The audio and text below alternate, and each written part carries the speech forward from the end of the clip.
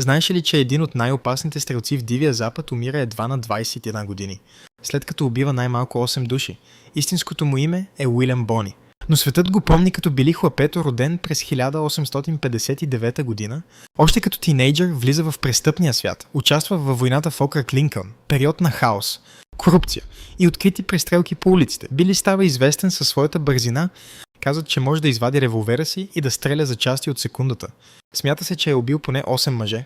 През 1870 година е заловен, осъден на смърт, но успява да избяга от затвора. По време на бягството убива двама пазачи. Легендата му расте, но не за дълго.